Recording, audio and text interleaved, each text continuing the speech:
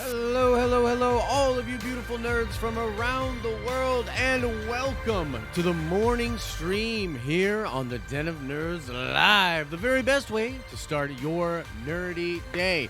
On today's show, I want to talk about this crazy little story about how we almost got Wolverine versus Hulk in the past.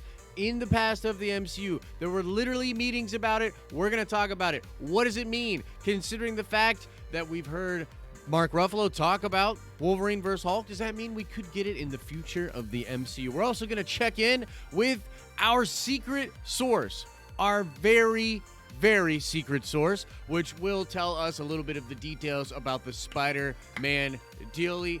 That is going to be very exciting. We got to talk Battle Bracket, baby. Battle Bracket. My boy Spider-Man did the job yesterday on He-Man, and we've got a new poll going up today. Today's going to be a little crazier. We're going to do that and more. It's a Top 5 Tuesday. We're going into the theater, and I'm going to show you my top 5 characters from the Star Wars Expanded Universe that should be in the new canon. We're going to get into that, baby. How is everybody doing on this fine morning? How we all doing, guys? I see you in here. Clashmates official, Hector. Our man London. What's up, nerds? Have me self with a wrench. Let's see, real man London. Let's see if we can wrench you. But you gotta be a good boy. That's how that works. What's up, Wavy Dave Topic? Trinity's in the building. Mark Fryer, Captain Pennsylvania, Jason's here, Mr. Anderson, Travis, Star Wars Santa. What's going on, everybody? How we doing? Happy Tuesday to you guys, man. Happy Tuesday. You know, not really reining in social. Oh, driving to work? Hey, it's all good, man. It happens. You got to get to the workplace and get the job so you can get the bacon and all that. You know what I mean? Folks, there's a really cool new Call of Duty thing coming out today. I don't know how many of you are gamers. I'm interested in if Russell Wells pops in here because I know he's a big Call of Duty person. There's a new Call of Duty Battle Royale. I'm interested. I'm going to check it out.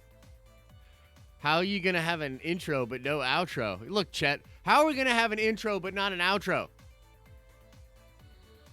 How? Wait, how did I not make you a mod? Sorry, man. I'll get you in a second. Josh has an interview today. He's wearing a button-down shirt. Nah, I just felt like looking good. Just felt like looking good. You know what I mean? So, yeah, that Call of Duty thing is going to drop at Chet, this music's too aggressive, man. We're past the intro. We're past it. Give me some chill. Okay, cool. There you go. Yeah. We don't have an intro anymore. Yeah. So, basically, guys, this new Call of Duty thing comes out today at 11. Battle Royale mode, free to play for everybody. 150 players, squads of 3, and it's cross-platform. That's really interesting. I might have to do a little stream of that later today. In fact, you let me know if you're watching this now, or if you're watching this on the replay. I want to know, would you guys come hang out with me a little if I stream some Call of Duty later? On this channel later today? If we were streaming the duty, would you come on in and hang out with us? You let me know. I'd like to know. I'd like to know if you'd come hang out with me on Call of Duty. But let's get into the first topic, guys. I want to talk to you guys about this crazy happening with Hulk and Wolverine. I found this so interesting. I checked this out yesterday. This was coming from literally Louis Lederer. Okay, now Louis Lederer is actually the dude that, Chet, I don't know. Pause the music. I want to focus. I want to hone in. I want to focus on it. Okay, so check this out, folks. This I found so fascinating. This comes from Louis Lederer. Louis Lederer was actually the director of The Incredible Hulk in 2008. This was with Edward Norton. Okay, so check this out. This is a post from his actual account on Reddit, and he said, "We actually had a meeting with both Hugh Jackman and Fox during production of The Incredible Hulk about this possibility, and Hugh Jackman was all in. He was so excited for something like this that I remember him saying he'd actually wear the original suit from the comic books that he always refused to wear." Wow. We didn't even have to ask. Fox was on board with the idea too. We were in the middle of working out a contract to allow the Wolverine and other mutants inside of this universe. As for the Wendigo story, it was actually Edward Norton's idea to implement that into the sequel, believe it or not. Sorry, I'm kind of getting nostalgic now. It was a great time talking about the Hulk and the sequel possibilities at that time. It never happened because of the drama behind the scenes, and Disney said that working with Fox was not a viable option because of the failing X-Men Last Stand. Guess they didn't believe in comebacks. Holy mother of pearl. By the beard of Zeus! We were this close, folks. We were this close to having Hugh Jackman, Wolverine, fighting Edward Norton Hulk. Now, famously, obviously, things didn't work out with Edward Norton Hulk as we went along with the production of The Incredible Hulk. A lot of drama behind the scenes with him. Wanted more control of the story. And he wasn't a fan of that dorky guy, Kevin Feige, you know? He was like, who's this dorky guy that keeps coming over here and making me say things differently and do all this? Who is this guy? I'm Edward Norton. Who is this guy? You know what I mean? Classically a bad move on Edward's part. But I find this so fascinating. I find it so interesting. They were that close to doing it. And it also makes me hate X-Men The Last Stand even more. If you didn't already hate X3 for its just being horrible, then this would give you even more of a reason to hate that film. Because this movie was so bad, Disney looked at it and was like, I don't know about that. I don't think working with Fox is a viable option. What? And I bet that dorky guy, Kevin Feige at the time, went to Disney and was like, guys, I think this would be a very viable option and help make us $1 bajillion down the road. And they were like, hey, calm down, bro. Iron Man made some good money, but calm down. Who do you think you are? You dorky little dude. Who do you think you are? And another thing that makes this very fascinating to me is that we know now, because of things that are coming out of the vault in the nice Infinity Saga Blu-ray mega set, right? And some of the stuff has come out on Disney Plus as a tease and all that. But we know that Feige was literally filming post-credit scenes that involved speaking of Spider-Man and the mutants. That right off the bat, Feige wanted to put the mutants and Spider-Man into the MCU. Right off the bat, from the jump.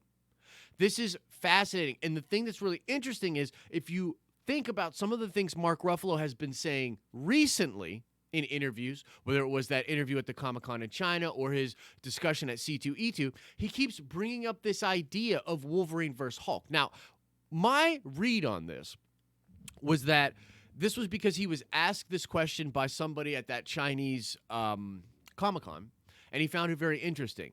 Because he said in that interview, if I wasn't thinking about it before, I'm thinking about it now. But what if it's possible that when he has spoken to Kevin Feige, Feige kind of let it slip that, hey, back in the day when I was just thought of as that dorky little guy on set, I had this idea. It has precedence in the comic books, and we were this close to doing it. We were this close to doing it. Is it possible we see this brought to life in the MCU? That's point number one. Point number one is it's very possible that this could be a thing that Feige wants to do, that Mark Ruffalo wants to do, because another thing that he revealed at C2E2 is the fact that the Universal deal is still ongoing. So Universal still has distribution rights on the Hulk, therefore we will likely not see an Incredible Hulk solo movie anytime soon. But we could, of course, see him in ensemble movies and someone else's movies or with his own thing on Disney+. And it seems like Mark Ruffalo is really interested in doing that thing on Disney+. But as we intro these new X-Men characters, what a crazy opportunity to do something that they had had in the works for a long time and literally bring Hulk and Wolverine face to face for the introduction of Wolverine in the MCU. I think that would be amazing. Point number two, and this is where we get into wild speculative territory, but that's what I like to do. Are you still here? We're speculating. Are you still here? Are you upset? Chet, are you here for it? Who cares what you think anyway? Get out of my face. Okay, check this out. The next bit that this makes me think of is, what if Mr. Kevin Feige wants to take some of that old flavor that he wanted to do back in the day? He didn't just want the X-Men and Spider-Man to be hanging out with the Marvel characters that he had in the MCU, but I think he quite enjoyed the Tobey Maguire Spider-Man movies. And I think he quite enjoyed a lot of the X-Men stuff. How do I know that? Because he worked on them. He literally worked on a lot of those movies. And so what I think Feige might do, and we sort of talked about this before, but I think in the future, as a dude that's not just obsessed with comic book movies, but as a cinephile and loves cinema, I truly believe that when we get to our Secret Wars and or Battle World movie within the MCU, that he will want to bring people back like Hugh Jackman's Wolverine, like the Tobey Maguire Spider-Man. And he will want to bring them back in some capacity for the Battle World Secret Wars movie. I mean, we've talked about it before, but it would be perfect. He can go back and have these dreams that he had before fulfilled now and create something that wasn't just an awesome Marvel crossover with all this craziness, but links together the history of Marvel comic book movies. I think it would be absolutely fantastic, guys. That would be my dream scenario for the Secret Wars movie. I mean, we would just, because think about it like this. How much more can the guy do? How much more can he accomplish? How does he push that envelope even more? Because at this point, like, the MCU is this unprecedented thing. It's changed the game. All this stuff is happening. But how could he just take it to the next level? I think literally by doing tie-ins to the superhero movies of the 90s, of the early 2000s, of stuff that he worked on in the past, bringing in the most iconic live-action superhero things to Battle World and Secret Wars. And so that's my long little diatribe about what was going on with the Incredible Hulk and Edward Norton and Hugh Jackman back in the day. And, of course, I want to know what you think about this. What do you think about Hugh Jackman and Edward Norton possibly crossing over? The fact that they were this close. The fact that X-Men The Last Stand ruined everything. And what do you think about the theory I have that Kevin Feige might actually bring crazy, iconic superheroes from the past movies and bring them in to Battle World and Secret Wars? I definitely want to know what you guys think about that. So let me know. And Chet, let's drop us into chat and get that music going on. Get that music going on. I want to know, what do you guys think about that? I'm going to dip into the chat, and I want to know what you think. You mean like how he told them he was going to quit because of representation? Yeah, but the thing is, he wasn't talking about the representation you're thinking of, Trinity. He was talking about the representation of these other comic book movies. Oh, thanks for the reminder about to smash that like button. Hey, look. Nightbot actually did something correct. He really ruffled some feathers talking about Feige that way. Yikes. I don't really like watching people game, but I've watched Listen to Young Ripper do it plenty of times. How's the Young Ripper doing these days, by the way? Let's see here. I think Matt Smith would be a great Wolverine. I want Christian Bale to be the new Black Panther. Jeez. Oh, bring back Lou Ferrigno. Dude, that would be amazing, right, Jim Henry? Wouldn't that be amazing? That is the only thing that will top the Avengers Assemble moment in Endgame. Kendall Davis, I agree with you. And I like where your head is at. Dude, it would be crazy, right? It would be crazy to bring back some of those people. And by the way, we also know Feige has had some meetings. Feige has had some meetings. You know? He's had some meetings with Jean-Luc Picard. Bring back old-ass Arnold Schwarzenegger as Conan. Captain Pennsylvania, of course. Of course you would, brother. All right, look, guys, let's segue into something here. I wanted to do this yesterday, but Chet was screwing everything up. I want to throw it to one of our new correspondents and a secret source that has crazy information about the Spider-Man Sony Marvel situation. This is really nuts. Guys, I'm going to ask that you don't really share this out too much. It's kind of crazy. This is a new source to us, but claims to have a total insider information on what is going on over there. Okay, so let's throw it. Let's throw it to our new correspondent, fresh over in hell. It is the one and the only Satan. Satan, I'm throwing it to you.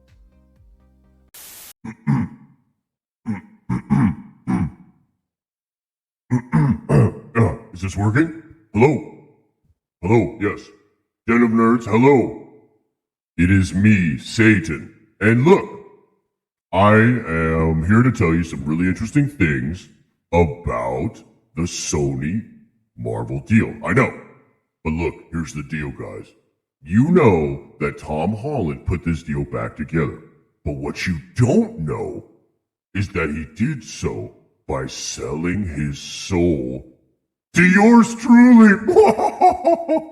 Ooh, we got him. We got him. Tom Holland, I got a nice little spot picked for you back there. Check it out. Check it out. That's for you. That's for you. Okay, so check this out. Look, what's going to happen in the Sony Marvel situation? I need to tell you. Check this out. Basically, it's all good, fam. It's all good. We worked it out, and here's what's going to happen. There's going to be Tom Holland going over to the Sony Marvel universe. That's going to be really cool, and people are going to love it. But very important here is that Norman Osborn is also going to be used over at Marvel. I know, it's crazy, but that's true. So it's going to be nuts. We're going to be getting Norman Osborn, and we're going to do a Sinister Six, baby. You know Satan loves that. You know we love that. But anyway, look, we're going to be getting Sinister Six as the next Marvel Sony movie. It's crazy. It's crazy, I know.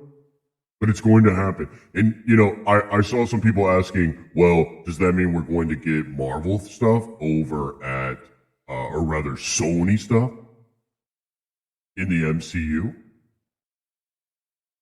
No.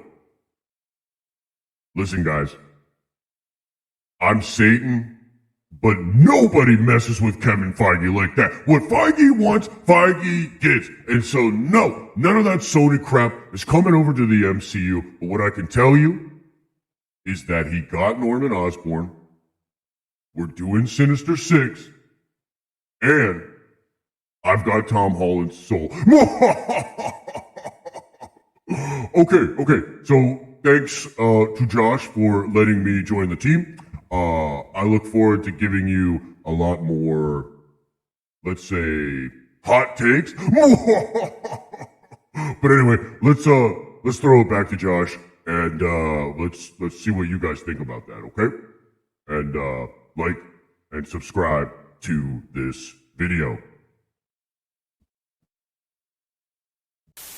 Okay, wow. Thank you to Satan. Thank you very much. That was wow. Talk about a hot take. That is pretty crazy. So apparently, Tom Holland sold his soul to get that deal done. Now we knew he had done something to get that deal done with Bob Iger, Tom Rothman. That is very wild. So thank you to Satan for that. A nice little exclusive here. I don't know if we can trust Satan. I mean, let's be real. It is Satan. It is the Lord of Darkness. I'm going to go ahead and say we can't trust him. But I do appreciate the info and a scoop. So let's treat this as a rumor for now. We're going to be getting Tom Holland over there. We're getting Norman Osborn in the MCU, according to him. But nothing's going to come over from Sony to Marvel Studios. That's pretty wild. That's pretty wild to me. So let me know what you think about that. But guys, guess what? It is a Top 5 Tuesday, and so it is time. Let's go into the theater, and I want to go over my top 5 with you guys, okay? So let's get on in to the theater, folks. Come on in. Come on in. Get yourself settled. Get yourself settled. I want to know. What do you guys think about my top 5? Trickle in. Get your popcorn. And chat, we're gonna have to get really serious here. Let's pause DOS music because I wanna really deep dive on this. Okay, so is everybody settled? Cell phones away, folks. Is everybody settled?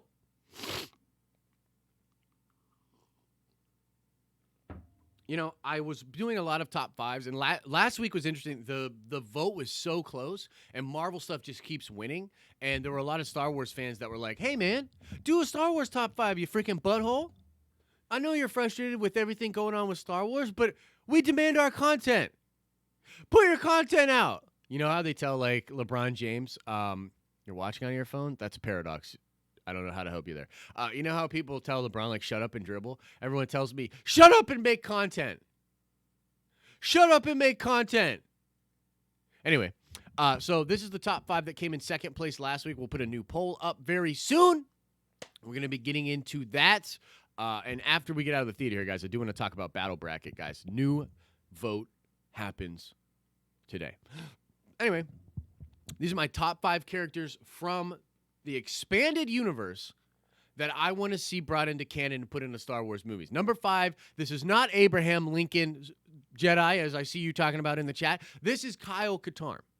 And who is Kyle Katarn, you ask? Well, Kyle Katarn was someone from the EU that was actually a stormtrooper, worked his way all the way up to be an Imperial officer, and then gets told that his family has ties to the Jedi, leaves the Imperial Order, joins up with Luke Skywalker and his new Jedi Order, and becomes, well, kind of, frankly, a badass Jedi. And so a lot of the inspiration for this character, I believe, was brought over into the Finn character, at least part of it. The fact that he was a stormtrooper, the fact that he's Force sensitive, that Rian Johnson took and threw over his shoulder. But all of that kind of stuff, I think, was coming from the Kyle Katarn character. But ultimately, Finn, even though I like Boyega a lot, all he does is yell for Rey in the last movie. Kind of lame, kind of a soy boy. And so bringing in Kyle Katarn, that would be dope, man. I would really enjoy Kyle Katarn actually brought into Star Wars canon, okay? Now, coming in at number 4, this would be Dash Rendar. How many of you guys know who Dash Rendar is? Dash Rendar is a true G, okay? This was a really interesting character who's also from Corellia, but he's literally like a Han Solo type character that could do things that didn't exactly jive with what they wanted Han Solo's arc to be. So even in the old EU, they were doing things, trying to connect canon, doing multimedia projects, doing like Project Luminous stuff way before Project Luminous, right? And so Dash Rendar was a character that was created to, oh, whoa, Chet, they can't even see Dash Rendar. Jesus, man. Okay, so Dash Rendar was, as I was saying, this character from Corellia. He was literally created as a version of Han Solo, but that could do things that Han Solo wasn't really going to do, right? Like the hero stuff, they had Han Solo, they wanted to sort of protect his image, and so Dash Rendar was created to go do things that the scoundrel Han Solo would do back in the day, okay? He had a dope ship called the Outrider, was in Shadows of the Empire, video game, comic, and novels. So it's one of my favorite characters. Very, very cool character.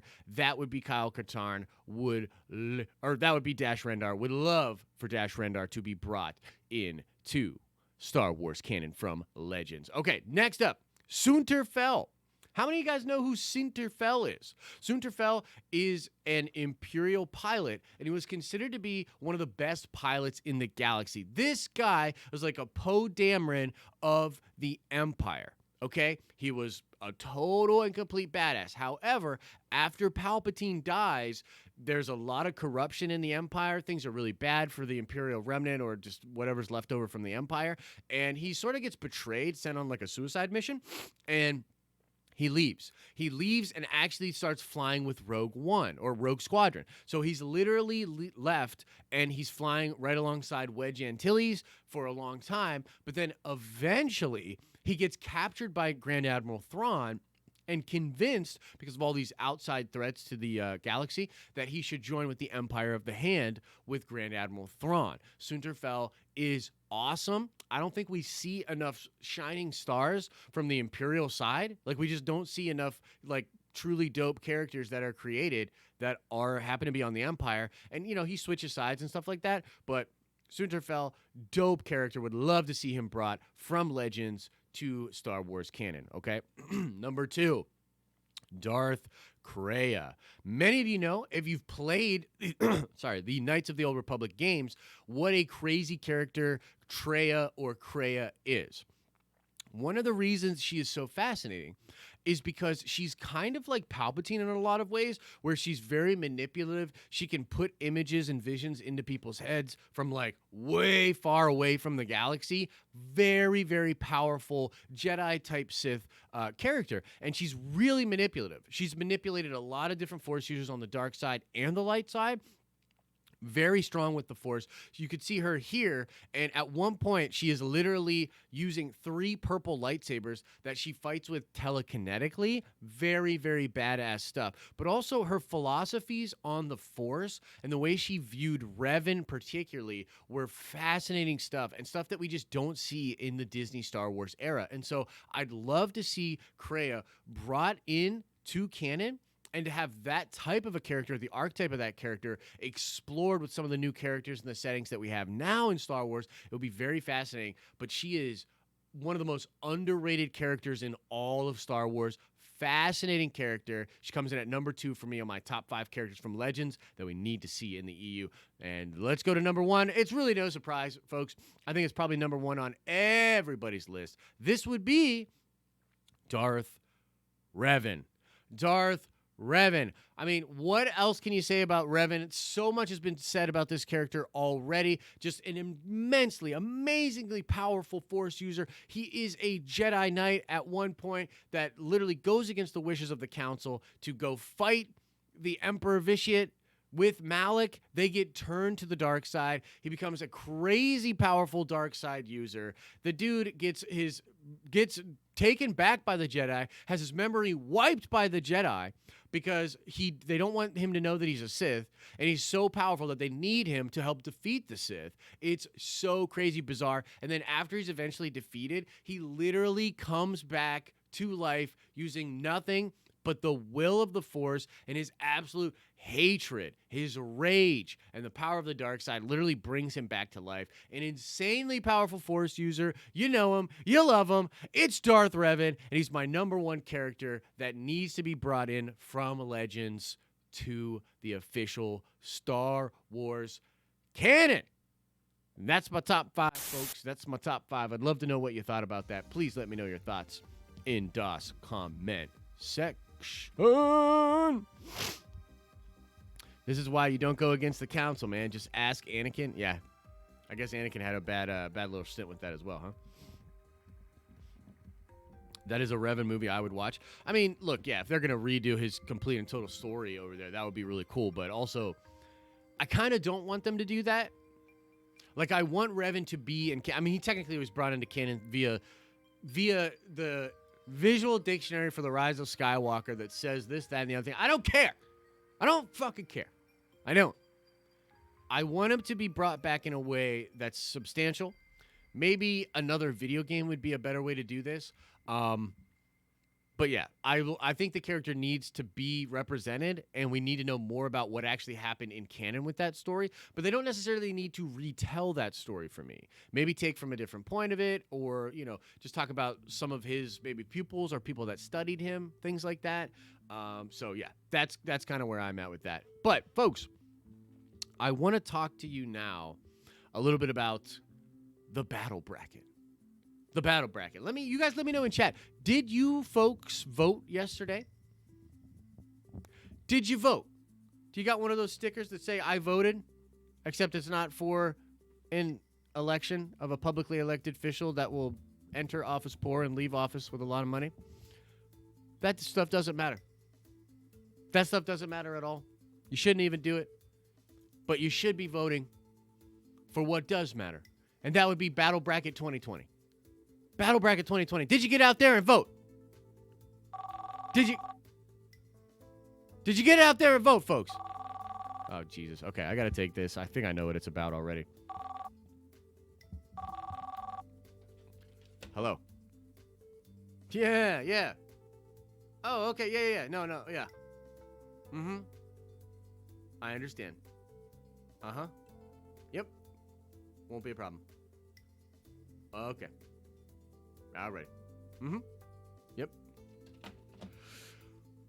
I would never say not to vote in public elections. Obviously, voting matters, folks. It was a joke. I hope you know that. But just in case you do, I definitely think that you should vote. Now, getting into this kind of stuff, I got to call my youngest and get his votes in. Yeah, you definitely got to. Yeah, so the Spidey thing yesterday I thought was,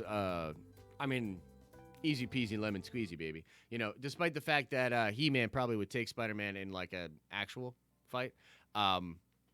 I just knew. I was like, look, it's Spider-Man. It's the Den of Nerds audience. Probably going to be Spider-Man. And I tend to think that same thing will happen today, but I'm a little bit less sure. Today's matchup, folks, is Luke Skywalker versus Goku. Now, I love Dragon Ball. In fact, we're going to start. I'm actually working on a Dragon Ball video, which I'll probably be launching in the next couple of days here. But I don't know how the Den of Nerds fans are going to feel about this. I kind of think that many of them are going to be doing Goku. You know, I do. So I'm a little bit nervous about this one. I feel as though I don't even remember who I had on my bracket. I want to say I had Luke Skywalker, but maybe I had Goku. Oh, wait, is today the Wizards battle? Oh, am I way off base? Oh, okay, yeah. I'm off base. Today is actually the Wizard battle, isn't it? Ryan H is probably shaking his head watching at home. Let's see. I believe it is the Wizard battle. Okay, yeah. Never mind. Never mind. Yeah. We're talking Wizard battle. Harry Potter and the Dumbledore. So that's a totally different thing. I think this one will be a little bit easier. But again, I'm not even sure who okay. I think actually Gandalf takes this. Oh, wait, I'm not even supposed to share. Will you guys let me know in chat? Who do you think will take it? You let me know. You better not lie on Luke Saber. Gandalf. This should be no contest. Gandalf, no problem. Dumbledore all day. Yeah, I think it's Gandalf. I think it's Gandalf today. Gandalf fam. Yeah. A lot of people agreeing with that. We'll see what happens. I don't know. I don't know if people thought maybe yesterday He-Man could. I saw like some He-Man fans posting and basically being like, you know, obviously these Den of Nerds fans don't know anything about He-Man. He-Man's so cool, man, you know? Nobody knows how He-Man would definitely beat Spider-Man and just a bunch of uneducated people over here, you know? But, hey, it is what it is. So, we're definitely going to put that up. Later today, that poll will go up, folks, and you can vote on that poll, and I suggest you vote. And if you really want Harry to win, or if you really want Gandalf to win, however you really want that to go, you better get out there and vote. You better do it. And you better get your friends and family to get out there and vote as well. That's how it's done. And yesterday, our boy Spider-Man absolutely dominated. Dominated on every poll, everything that you can think of. This dude was absolutely killing it. My main man, Spidey. And so, Battle Bracket 2020 continues on, folks. It's going to be really interesting to see where people's brackets are at. I didn't even check the website. I maybe have to reach out to Ryan and see, but I'm sure we can see how people are doing and see, you know, the percentage of people that are still have perfect brackets and stuff like that. That'll be really cool to go over. And maybe we'll go over that a lot during Monday's show of next week. And now, folks, let's talk a little bit about Thor. Yesterday, obviously, was a huge Marvel Monday. Huge Marvel Monday. Started out with the Black Widow trailer, which was dope. Really enjoyed that trailer. But then later in the day, Brandon Davis over at comicbook.com published an article and a video talking about how basically the Guardians of the Galaxy are going to be in Thor 4 in some capacity. And he got this from none other than Vin Diesel himself. The Diesel. Groot himself talked about how the Guardians of the Galaxy will be in Thor 4. I think this is going to be phenomenal. And I'm really excited that they're going to do that. And I think it's a change of plans because originally, I remember a lot of people asked James Gunn out of Endgame if we were going to be getting the as Guardians of the Galaxy Volume 3. And he was basically like, no. Like, he was basically like, nah, fam, that's not what we're doing, right? But now we get to see how we get from the end of Endgame, where he is on the Benatar, Thor, and what kind of a interaction he has with the Guardians and how that falls out. I've seen a lot of interesting things. People think it's probably just going to happen at the beginning of the film, and then they'll part ways. That's really interesting. That could happen. What if they don't? What if they're actually all working together? That could be really cool. I'd actually prefer that, but not 100% sure that that'll happen, but it would be really cool. I was blown away by that announcement, to be honest with you. I know certain people out there said this is obvious. This was always going to happen. I didn't think so. You know what I mean? I think when it comes to the MCU, we get a little spoiled because, like, if this was DC, you know, sorry, Tara, but we wouldn't even know, like, what Joker is this? Who is even what is even going on? What do I do with my hands? You know what I mean? If we're watching a DC movie, I don't know what's going on. Okay? Like, should the Batman be in the same universe that Wonder Woman, Aquaman, and Superman are in? Yeah. You could say that. Do we know that that's going to happen? No. We have no idea. And so maybe we're a little bit spoiled to just think, yeah, of course that was going to happen. It's the MCU. They're going to work it out. It's all we're going to knock it out of the park and all that. I disagree. And I think it's pretty damn cool that we got it working, actually. And so let me know what you guys think about that. But that was some really big news that happened yesterday, and I think it's pretty freaking sweet. Pretty freaking sweet. I'm interested in what you guys thought about that. Oh, Russell. Yo, Russell. I'm glad you're here. So this is also something interesting that we can talk about as well.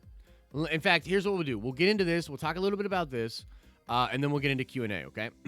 But what Russell sent me something on Patreon yesterday, and it was an article talking about how Johnny Depp could possibly be the Joker in Matt Reeves' The Batman and all that. Have you guys heard about that? Did you know about that? If this was DC, we would have lost 5 directions and canceled our shared universe 15 movies ago. Dude, Great Lakes Avengers would be sweet, though. I wouldn't be mad about that. Hard pass on Depp, Tara says. Interesting. So, here's the thing. When I looked at that article, Russell, it's actually coming from We've Got This Covered, or as we affectionately refer to them as over here, We've Got This Clickbaited. So, there's probably no truth to it, but that doesn't mean it couldn't happen. It could happen. And sometimes rumors get started and spread around, and then actors are like, hey, that's kind of cool. Yada, yada, yada. Maybe we should make this happen. And then they have discussions with the directors and things like that. So it could happen, but for now, totally not real. I would be really interested, and I want to know, what would you guys think about that? What would you guys think about a Johnny Depp Joker? I went back and forth on it last night. My first reaction was, I really wish DC would figure their shit out, because this could be really cool, but right now it's just too confusing. I don't know how to wrap my head around it. They just had a hugely successful movie called Joker. That Joker's not going to be Joker in the Batman, which we kind of already know, but if you try to explain that to Grandma, she's not going to get it. This is what frustrates me about DC. They don't operate in a way that makes things easy for the normies to understand. We need the normies, okay? We need them. We need the casuals. You need them. If you don't have them, you don't really get to the balloon up success numbers, crazy things that we have going on in the MCU. You're not going to get it. However, Johnny Depp is a really good actor.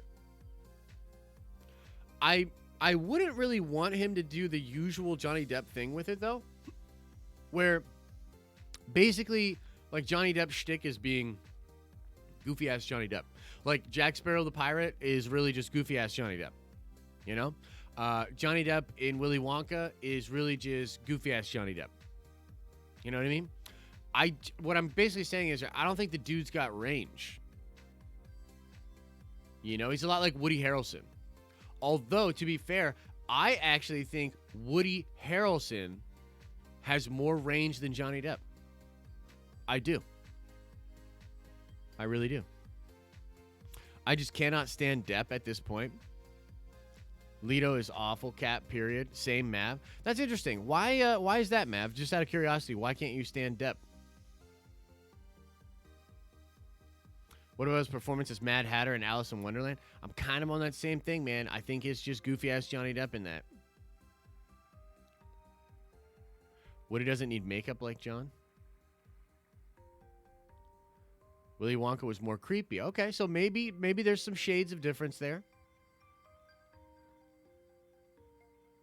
Maybe. Okay, so I'm seeing some people say that maybe he has the range, he could do it. Yo, I did not see Black Mass, but that's a great point, actually. Leland Scoggins. That would be really interesting. I'm sure he actually does have range. Now that I think about it, he probably crushed it in that film, and that's probably a wacky departure from what he's done before. Johnny Depp was good in the Harry Potter spinoffs. Yeah. Depp can only work with make even in Black Mass. Depp is the definition of range, Joe Byron says. Holy crap. Looks like some people disagree. Daniel Day-Lewis is done acting. Real man, London. Remember when I used to say your name like that? London. Yeah, he's done acting. He's just going to make shoes. How about Johnny Depp in Kevin Smith's film Tusk? That's true. Y'all don't remember Depp as Tonto? I certainly don't, and I'd like to never remember. Depp in Nine Gates was great. Yeah, he was great in Nine Gates, for sure. And Blow, yeah. Depp's default is over-the-top acting. Yeah, I believe that. Depp is too much drama? I don't know about that too much drama thing, Tara. To be honest with you, I feel like dude is going to have a resurgence, and honestly, I feel like he deserves a resurgence after everything that happened with him. And, you know, like, honestly, I haven't touched the Amber Heard, Johnny Depp stuff at all, just because it's really not what we do here. This isn't drama alert, you know? This isn't let's talk about everybody's business. And as somebody who was a young person in a pretty crazy divorce. Divorces are wild, people. Divorces are horrible. People do horrible things to each other when that kind of trust gets broken. But my personal opinion on that is Depp definitely deserves a resurgence, and he deserves to get his roles back. And I'd love to see like a Depp connaissance, you know? And you guys know that's why he still is Grindelwald, right? The story goes, and I just find this interesting, so this is the only thing I'll say about it. I find this really interesting. She apparently, Depp took that information to JK, and JK, after seeing some of the evidence and stuff, decided to stand by Johnny Depp when no one else would. And I believe the only reason he brought that evidence to her was because he was losing everything when that was going down. You know what I mean? Pretty crazy. But anyways, guys, let's just get into you are the Crazy X. Let's just do some Q&A. We got like 10 more minutes on the show. Any burning questions? Any things you guys want to talk about? You let me know. We got about 10 more minutes. We got some stuff we can go over. A lot of conversation about Depp right now. Can't see him being ruthless as the Joker. What's my hype level on Black Widow now? It's pretty high. I was always excited for the movie and personally hyped, but I'm more concerned with the hype overall, like the hype out there for other people. It's just, look, here's really what it is. I don't want the grifters out there on YouTube to get their claws into the MCU. And so if a female-led superhero movie underperforms and it's the MCU, then like those people get to make all their clickbaity content about how the MCU is going woke and getting broke and all that kind of stuff. It's just a bunch of gloobly glob garbage. And so I'm more concerned about the film itself, and just basically I want to keep that type of content and those content creators as far away from the MCU as possible. Like that's in some ways what's poisoned the well of Star Wars, and I don't want that to happen to Marvel. So that's really where my concern was at. But as far as my hype level for the film and what I'm seeing, that last trailer was sick. That last trailer was sick as hell. Ladies and gentlemen, sick as hell. And yeah, I'm very excited for it. Looks like Taskmaster is going to be an incredible villain to watch. And I think a big boost for the MCU. I really hope they don't kill Taskmaster. And by the way, a lot of people were like, this Rachel Weisz thing, like, it's definitely not going to happen and all that. Guys, that was actually from a leak. So there's a plot leak out there, which could be fake, but could also be real, that suggests that Rachel Weisz's character is going to be Taskmaster. And that'll be revealed in the movie. I did see the Iron Maiden's mask in the background. Yeah, it's really cool. Really cool. So either that plot leak was completely fake, or it's real and Marvel literally is hiding it in the trailer, putting Rachel Weisz's character and Taskmaster in the same frame digitally to get people to believe that was fake. Taskmaster's going to be a black man. He might. The plot leak was fake, says June. June says it's fake. They wouldn't let a white woman throw up Wakanda forever. I don't know. Maybe they would. They wouldn't let Rachel throw up Wakanda forever. You guys are crazy. You're crazy. I definitely think they would. And I don't think it's not Wakanda forever. He's just popping claws with the hands out like that. He's not doing a Wakanda forever, I don't think.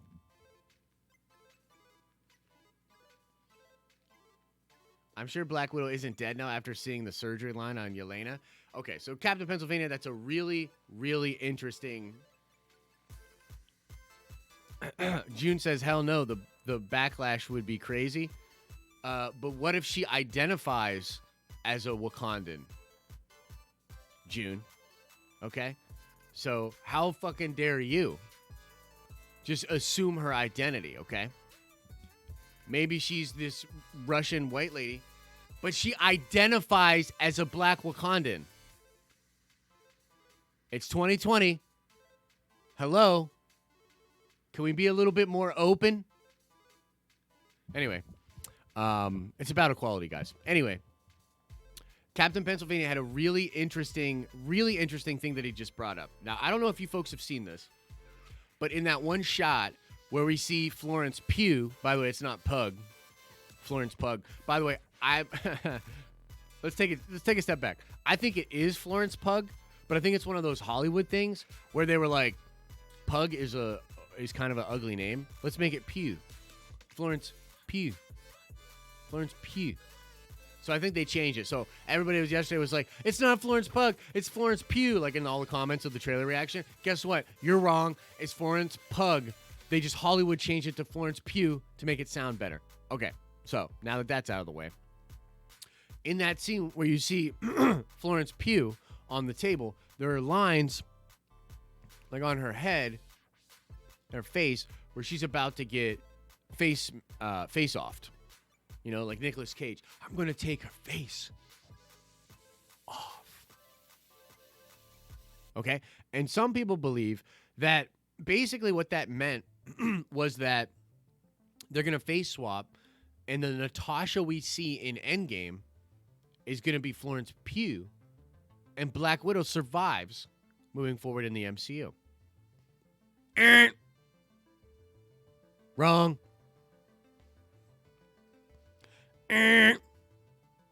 Impossible. And why? Because the freaking cosmically powered Red Skull refers to Natasha and also knows she is the daughter of Ivan. The cosmic powered Red Skull would have seen right through that shit and would have been like, oh, Florence Pugh/Pugh, daughter of what's-his-face. So yeah, there's just no way, guys. Natasha's gone. Natasha's dead, dead, dead. Maybe Rachel Weisz and her switch faces or something. That would be really crazy. But no, it's not going to be Natasha.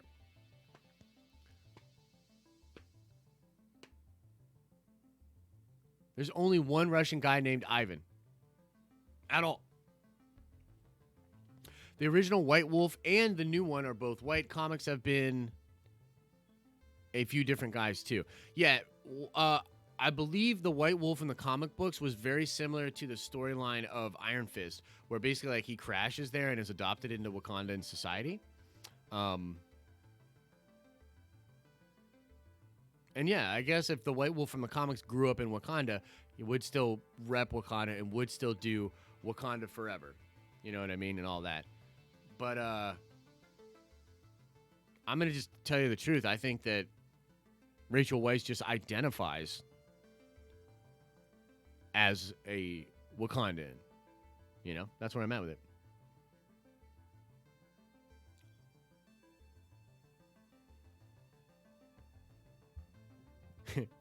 Here, bro.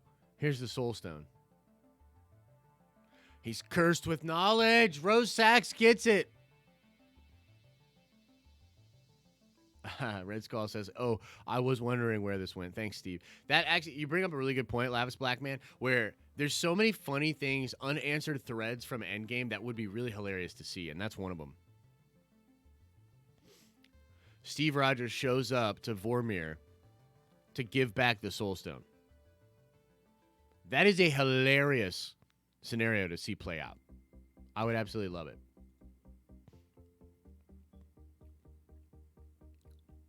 Anyways, folks, that's going to do it for today's stream. Thank you guys so much for coming over here and hanging out with me this fine, nerdy morning. Hope you had a good time. Let us know, what did you like about the show? What didn't you like about the show? You can put your comments in here. And also, if you're watching this on the replay, let us know in the comment section. I go back and check the comments on every single live stream. So I appreciate you so much, guys, for hanging out with me. Also, let me know, should we do a little stream later? Should we stream some Call of Duty? Would you guys want to come stream some Call of Duty and possibly even play on a squad with me? New Battle Royale mode out. What do you think? You want to play some games? Let me know, guys. Okay, that's going to do it for today's show. Thank you so much, as always. As I always say, I hope you're having an awesome and a nerdy day, and I'll see you in the next video. Chet, tell me you've got the outro video. What do you mean?